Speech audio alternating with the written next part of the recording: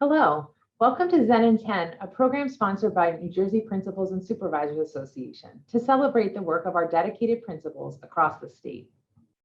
My name is Jessica Smedley, and I'm a licensed professional counselor in New Jersey, a doctoral candidate at Montclair State University, and currently serve as the Director of School Counseling for Hillsborough Township Public Schools in Central New Jersey. I have the distinct privilege of kicking off our celebration of New Jersey principals. Today, I'd like to invite you to hear about courage, vulnerability, and emotional regulation.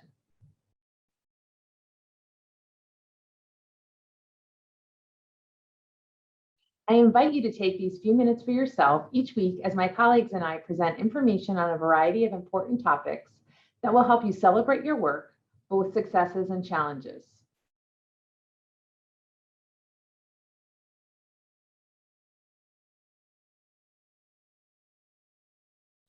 Lions are known for their courage. Lions have been used in many cultures for centuries to represent leadership, courage, and strength.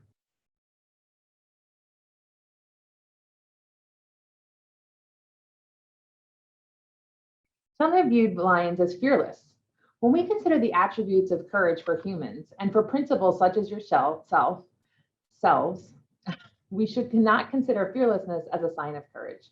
Instead, we are at our best when we learn to lean into fear, shame, and doubt, and other strong emotions. Acknowledging this range of emotions is necessary to the human condition. Being courageous requires vulnerability, and it takes vulnerability to engage in our own emotional awareness. Emotional awareness involves recognizing and making sense of our own emotions. Once we build awareness of our emotions, we can better regulate ourselves. And when we are more emotionally regulated, we are better leaders.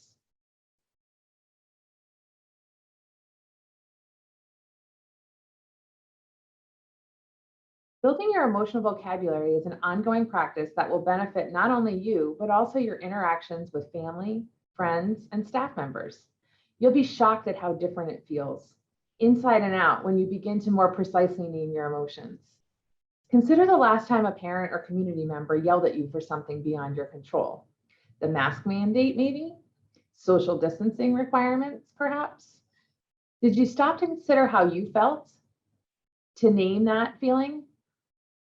Or did you just move on to the next task, like so many of us often do? What might it feel like to do it differently next time? Name it to tame it is a phrase usually associated with Dan Siegel, a neuroscientist.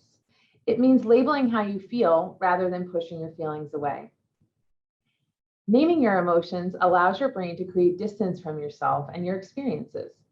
Your brain actually releases neurotransmitters that can help you calm down when you can name your emotion, especially when you name it with specificity. I've used the feelings wheel here on the slide on the left with both students and adults as a way to teach and expand emotional literacy. I invite you to take a look at both the feelings wheel and also the other graphic on here from 6seconds.org that really goes into a lot more detail about emotional IQ and also the range of emotions that we feel and the intensity of which we feel them. There's a lot of great information on the 6seconds.org website, and that's in the references section.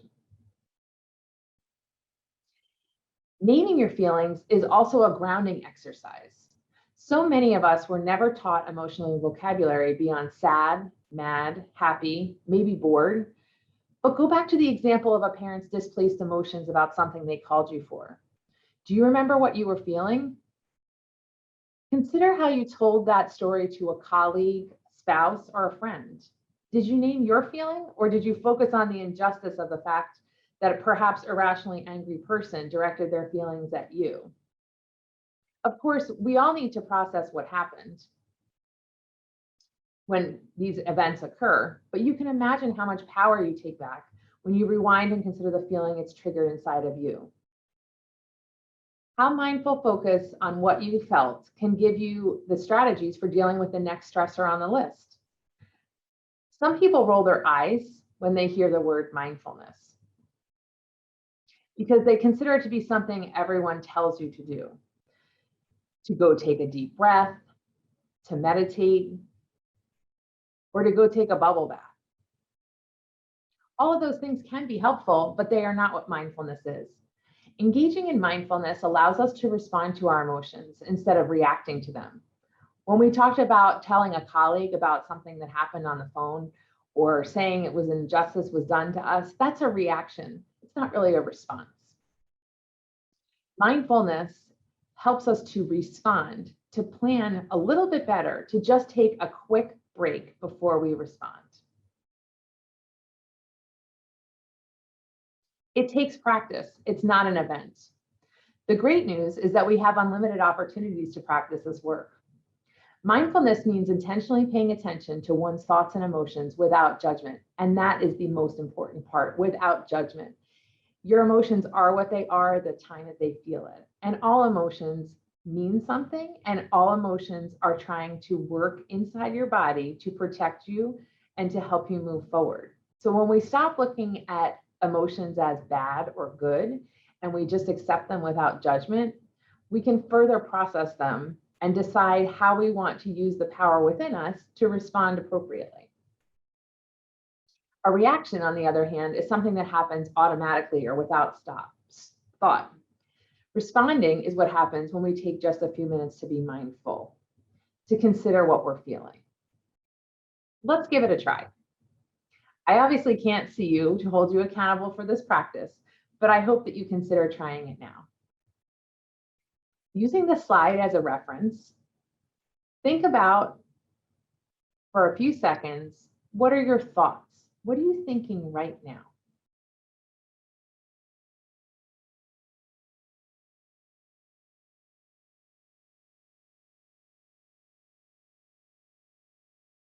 Next, think about your feeling.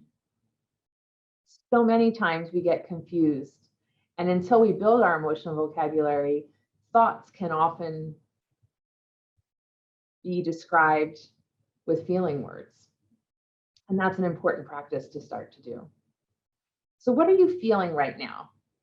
You could use one of the emotions wheels available, or the feelings wheels available on the other slide, to sort of name something. And actually taking a look at the options can help you gain specificity in your labeling of what you are feeling at that time. The next thing we do in mindful thought about our feelings and our thinking patterns is finding our feeling. Where in your body do you feel that feeling? This is a practice that helps ground us and get in a better connection between mind and body, which is critical for our brain to send the right neurotransmitters to the bottom part of our brain to calm us down. Do a quick body scan. Start at the very top of your head, your scalp. Pay attention to where you might be holding the tension as you scan your body. What part of your body is feeling that? This kind of mindful processing helps us to get to know all of our parts and how we react the way we do.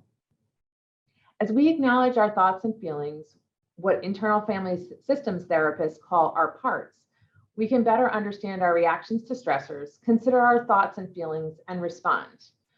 Doing the work of getting to know your parts, understanding your emotions, and practicing mindfulness is self-care.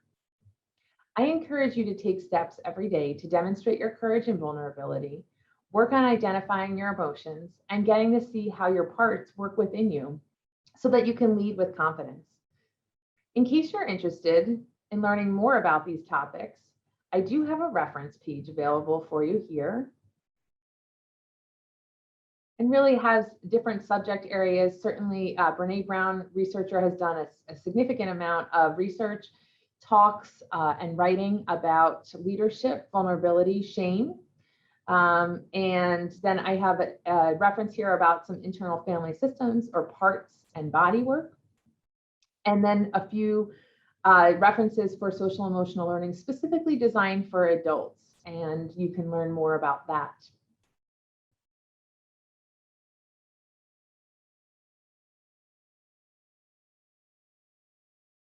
Thank you, principals, for all you do every day to maintain a safe and supportive learning environment for our students, our schools, and our communities. We celebrate you this month.